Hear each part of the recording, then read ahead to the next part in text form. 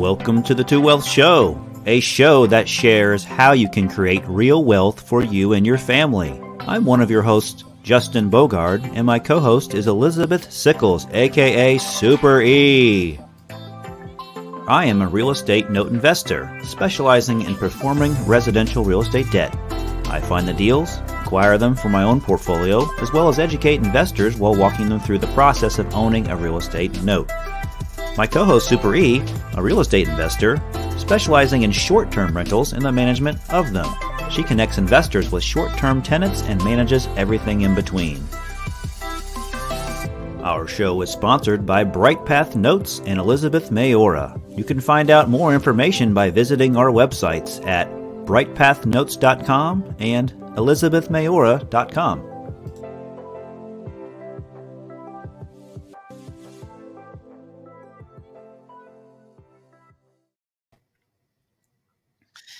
Hello, and welcome to show number 17.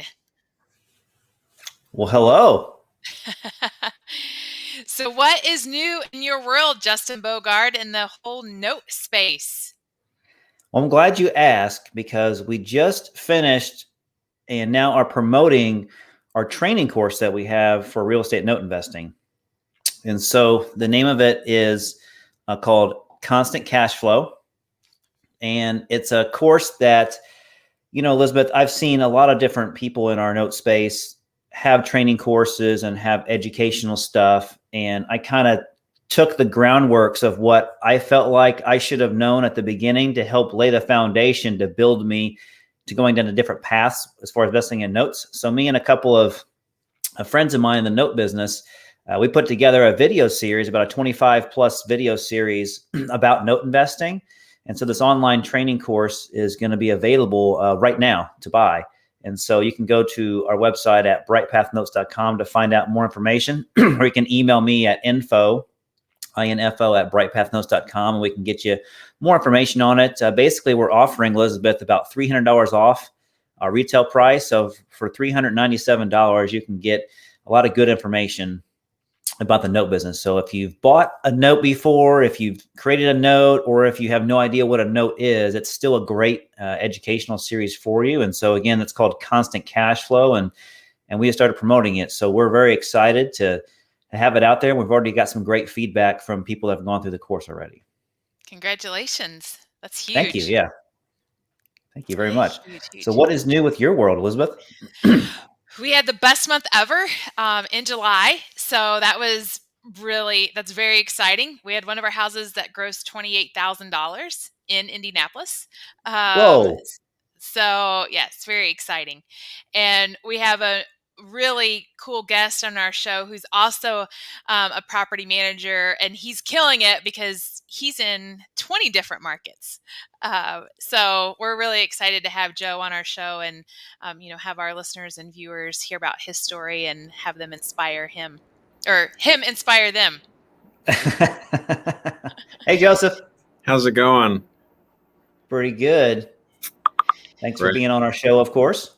No, thanks so much for having me. This is a real treat. I was hoping to be with Elizabeth in person, and then the airlines had other plans. So we're adjusting fires, we'd say, in the Army. So, which we also especially want to thank you for your service to our country. Absolutely. Well, I tell the taxpayers I appreciate my salary. So it works both ways, right? Yeah. That's right. So how long were you in the Army, Joe? I was in for 8 years on active duty. I'm still in the reserves. So still technically in the Army, but active duty for 8 years. Okay. Mm-hmm. So where's the base at that you would go to? Well, I started out, so I went to University of Virginia for undergrad, did ROTC there. And then my first assignment was actually over at Oxford in the UK. I was over there on a Rhodes Scholarship, and I did my master's and doctorate in international relations at Oxford, and then came back in the infantry, stationed at Fort Lewis. Then out of Fort Lewis, went to Ranger School, and then from Ranger School deployed with the Ranger Regiment over to Afghanistan. And then been in Korea. I've done I was in Ukraine for a while.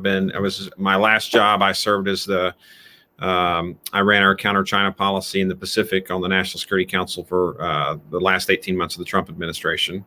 So I've kind of been a little bit of everywhere, and we actually started the company during the Afghanistan deployment. My wife travels for work Monday through Thursday, and so no reason for her to stick around Columbus, Georgia. So we just left the furniture in our house, threw it on Airbnb and HomeAway, and realized there was a big need for this around military bases. And so came back and started getting, more. And then actually on the deployment to Ukraine was when we kind of unlocked what I like to say is our secret sauce, which is relying on military spouses, because I thought I was going to be done for trying to manage a short-term rental portfolio from a shipping container in rural Ukraine. But luckily, some of the spouses of some of the service members that I was with over there, wanted to kind of help manage things back in the U.S., and that's kind of become our secret sauce, is relying on military spouses and veterans to kind of help build this portfolio. That's awesome. That's awesome. That's very impressive. Yeah, he's almost got like a double life in a good way, right? He's over there serving, and he's also making a great business for himself too. So at the beginning, Elizabeth mentioned that you were supposed to be together for this interview today, and the plane, the airline situation got in front of that. So obviously you have some real estate or some properties in the Indianapolis area, I assume, or maybe the surrounding area. So is that one of your markets, or? None yet. We're interested in maybe working with Elizabeth on that in some ways, but right now we don't have any properties in Indianapolis. Okay. Well, it's a great market to be in. Yes. But you are in over 20 markets. Can you talk a little bit about the different markets and why you've gone into these different markets? Yeah. So we started out, again, Columbus, Georgia was our first market. And then from Columbus, it kind of for a little while tracked where the Army moved me.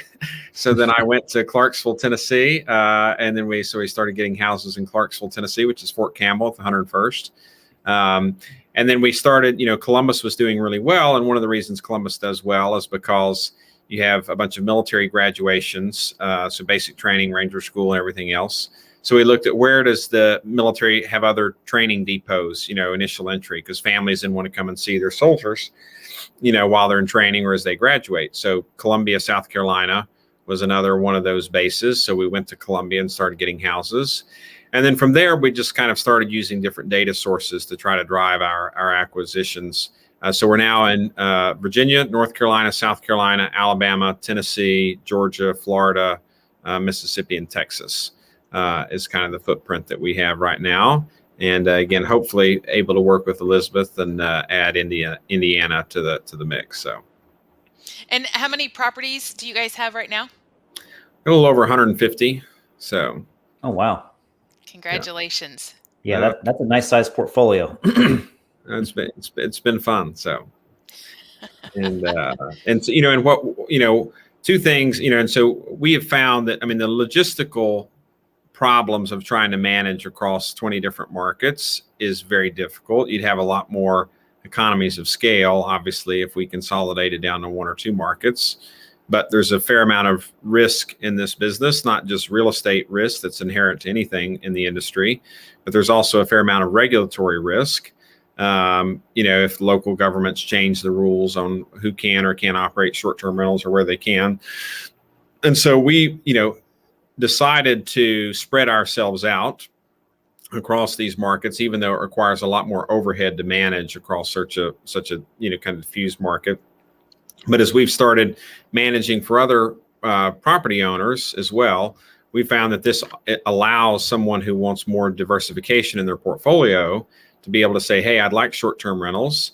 I'd maybe like several short-term rentals. I don't want to consolidate all down into one market and have too much risk. So we can work with an investor, and they may have a property in Virginia and one in Georgia, one in Alabama, one in South Carolina, a couple in Tennessee. And that allows them to get some more diversification, but they then don't have to onboard the overhead required to go into each of these individual markets and create a, entirely separate infrastructure from scratch. Through our management company, they're able to basically pick up that infrastructure while still getting the diversification. So they're essentially just a passive investor, right? They don't really have to have any skill sets because you're facilitating that for them, correct? Right. We do soup to table, we'll help people find the homes. We, find homes, help them underwrite the homes, renovate the homes if needed. We've got a renovation manager, renovation teams. We have our own warehouses in Tennessee where we warehouse all the furniture. So then we can load all the furniture up down to the tissue paper and, soap and shampoo, and send it out to the house, get the house fully furnished. And then, of course, we provide the back end management services as well. And that's kind of evolved the way we started. Originally it was just our own properties.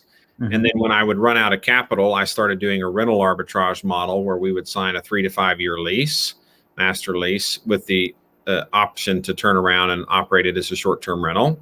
So we did that. And then some of the landlords that we leased from started coming to us and said, how are you paying our lease and still making money?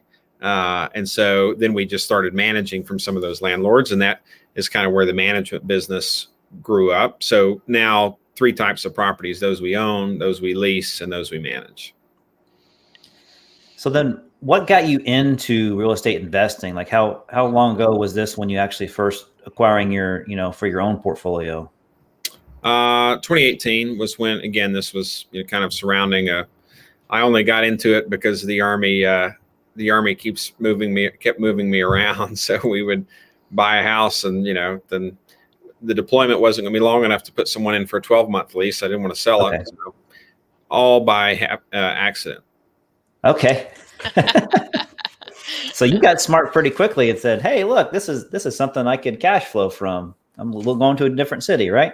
Smart or dumb, one of the two. I don't. My wife would probably say I'm a nut job, but.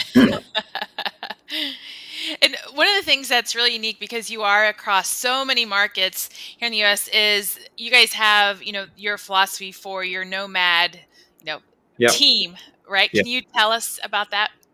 Yeah. So, again, we love working with military spouses and veterans, but we work with many other people who are not as well. So don't think, oh, I'm not a veteran or a military spouse, I can't work with Patriot Family Homes. Definitely not the case. So we have a lot of people, some of them young people, some of them actually older, whose children have left the house and they kind of want to go and see the world. And so because we're in 18, 20 markets, they can travel they can be in Virginia, for a couple of weeks, go down to Florida, go to mountains and, Georgia, there's all sorts of places they can go. So we've had actually a couple of people who've really enjoyed giving up their house, putting their own house on Airbnb and HomeAway, right? So that all of a sudden they've turned their liability into an asset that's producing income. And then they go on the road and set up house after house. They get to see new places. We cover all their expenses and of course pay them for doing the setup. So if there's anybody who wants to travel around the country, at least the Southeast and Mid-Atlantic and maybe the Midwest here pretty soon, and set up houses, and we'd love to talk to them. So I can see that working out for the younger folks as well that want to get out and move around to different cities. Younger folks meaning like the 20 to 30-year-olds, not old people like Elizabeth and I. Well, as I said, again, it's kind of a mix. It's either people who are younger, kind of pre-children, family stage, or people who are a little bit older, or maybe kids are out of the house at this point. So both of those groups, and and we have traveling renovation crews too. So people who are handy and like doing renovation work and want to travel, we can do that as well for sure. So lots of opportunities. Yeah, you found a great, I don't know if I call it a niche, but you found a great fit for what you do and your experiences in the military and stuff, and turn it into a business, and how you can help other folks that are in the military, even though you said you don't have to be in the military, but yeah, right. It sounds like a great model. So congratulations on all your success. Oh, thanks. Yeah. We also love, the military is a great program called the Career Skill Bridge program, whereas folks are leaving the military, they can go intern with the company for up to 6 months.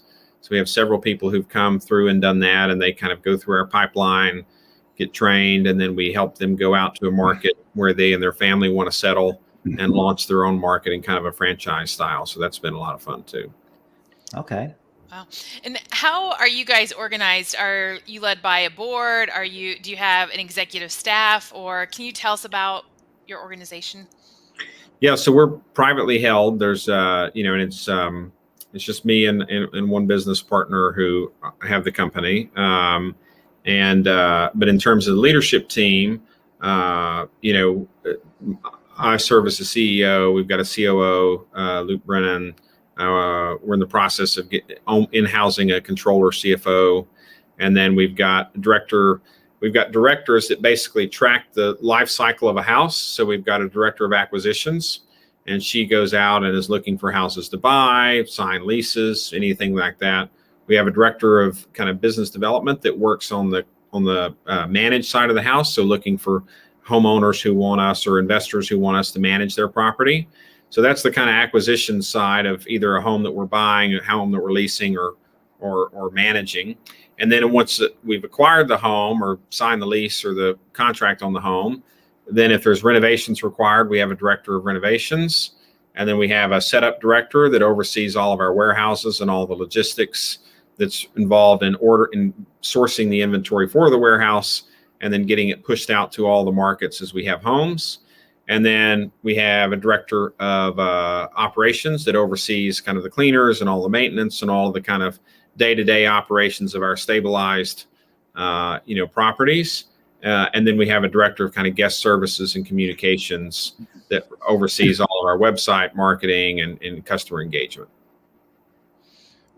That's quite a crew. Joe, did COVID affect you at all from the time of, we'll say, March of 2020 to now? Have you seen anything that has affected your business as far as internally and then externally with your properties, or have you guys been able to manage through that pretty well?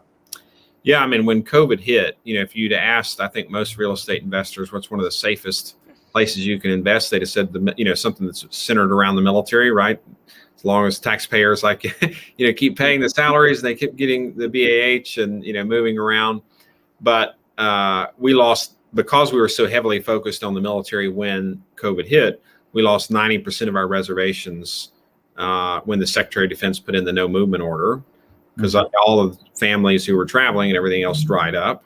That actually turned out to be a huge blessing in disguise, because then we had these huge gaps come on the calendar that we'd never had before. And we started filling that in with insurance clients who, so let's say your home had water damage, got burned, had some other sort of storm damage. The insurance company has to put you up in a house. So we became the preferred vendor for several of the insurance companies in kind of helping source that housing, and started working a lot with traveling contractors who were on the road and needed a place to stay. Early days, lost all the reservations. Mm-hmm. Then occupancy actually went up as we started doing more longer term reservations with lower average daily rates, and kind of, remained profitable, but nonetheless, like everybody in the hospitality industry, took it on the chin through 2020. And then similar to what Elizabeth was saying, as people come out of COVID, starting in the spring of 2021, certainly going into the summer, seen a really great rebound and resurgence of travel that's helped us out a whole lot. That's awesome. And I haven't heard of anybody that was able to facilitate that gap in vacancies like you did, as far as being an insurance vendor. I mean, that's a fantastic idea. I haven't heard of anybody do that. Well, we were, it was figure out something or go bankrupt. So right. Your back's against the wall, right? You got no other choice. Right. That's right. So, and Joe, for your maintenance and your cleaners, are they in-house? Are they outsourced? Do you do a combo? How is that structured? Combination of both, depending on the size of the market. We have markets as small as 1 or 2 houses, and then we have, ones, 30, 40 houses. So, and that's something we're constantly thinking through from an operations standpoint, is how is at what point, how we kind of structure that. It's actually pretty easy to have less than 5 homes in a market, because you can have an independent cleaning vendor and maintenance person, and it's not too many homes and it's overwhelming. So it's pretty easy. And then, as once you kind of get up above 20 homes, you can justify, kind of full-time W-2, market manager that kind of coordinates everything on the ground. The real challenge is getting from like home 5 to 20. And that's the kind of no man's land, because you don't really have the revenue base yet to justify the full-time W-2 team that you need. but it's become too operationally complex for a kind of hodgepodge of 1099 vendors that are trying to kind of coordinate and sync everything. So I'd say that's the biggest challenge, is that kind of 5 to 20 stair step. Yeah, I can see that. Definitely. Yeah. And what are your overall goals? Do you have a housing property management number that you want to get to? Are you looking to get to X amount of markets? What is the goal for Patriot? Yeah, I think we'd love to kind of be, in the next 3 to 5 years, get to a couple thousand homes. Would kind of be our goal, and located. I tell everybody that we're the Walmart of the short-term rental industry, and that's our goal. And that manifests itself in a couple of ways. One, in the types of homes that we go after. We're not only after the kind of $1 million beach homes and everything else. We're very happy taking kind of standard homes as well under management. To the markets where we're willing to go, the kind of big players, Vacasa and others, are really only interested in vacation markets and kind of major urban areas that have a lot of tourism, like a Nashville. Whereas we're very happy to play out in the Columbus, Georgias, Columbia, South Carolinas, Montgomery, Alabama, all these kind of tertiary markets. And that was again similar to Walmart, right? Walmart developed the operational infrastructure to work out in kind of across the country in these secondary and tertiary markets. And then when they showed up on the scene in primary markets, they developed the operational efficiency and discipline to really kind of crush the larger operators that had kind of been able to built a bureaucratic structure that had a lot more fat to kind of draw off of. So that's part of it. And then the way we resource and man our markets, again, we don't have as many W-2, we're not as kind of, we don't have as much overhead in an individual market. We kind of go in with a lighter footprint, which allows us, again, to access some of those markets that, companies who have a more heavy, admin footprint in the market can't justify the overhead required to enter that market. So by being leaner, meaner machine on the ground, we're able to access those. Awesome. So Joseph, you mentioned earlier about your company. For those of you that are viewing this podcast on our YouTube channels, either Elizabeth Mayor's or Bright Path Notes YouTube channel, the web address for his website is patriotfamilyhomes.com. It's patriotfamilyhomes.com. So I assume, is that the best way for them to get a hold of you if they want to, invest in the company, or if they need short-term space? Yes. Yep. They can reach out there. There's a contact us form. And again, for property owners, we are happy to work with you on a couple things. We can, lease your property if you want a guaranteed lease and turn around and sublease it as an Airbnb, or if you're looking for a management partner, happy to manage with you. And then on the management side, we offer full service package and a digital only package. So if if you live in the local community, you got a great cleaner, great handyman, enjoy kind of doing a lot of the stuff on the ground yourself, but maybe need help with pricing, guest communication, marketing, a lot of that stuff, then we can do a digital only package for you as well. That's awesome. So besides Indianapolis, do you have any other markets that you're eager to get into? Yeah, I mean, we're looking in Indiana specifically. We're also looking at South Bend. Actually, our director of acquisitions is in South Bend, and so we're looking there. And then, kind of true to our Walmart style, we've long had Kokomo and a few of the kind of smaller towns that actually have a very high kind of transient workforce, and as the result, that need then housing. Yeah, there's a couple different. We're really interested in some of the kind of Great Lakes areas of vacation spots. As kind of weather, for better or worse, becomes warmer maybe up there, and you kind of get some long. So we're interested in some of those vacation markets as well. That's awesome. South Bend, that's Notre Dame country. Yes, yeah. Our director of acquisitions, she was a Army captain, West Point graduate herself, and is married to another guy who is in the Army still, and he's getting his PhD in economics at Notre Dame. Wow. And so that's why they're there. So Very That's cool. awesome. Yeah. Definitely. Elizabeth, do you have any last questions for Joe? What would be obviously you've scaled very quickly, especially being in so many markets in just 3 years. What is one piece of advice that you would give to our listeners?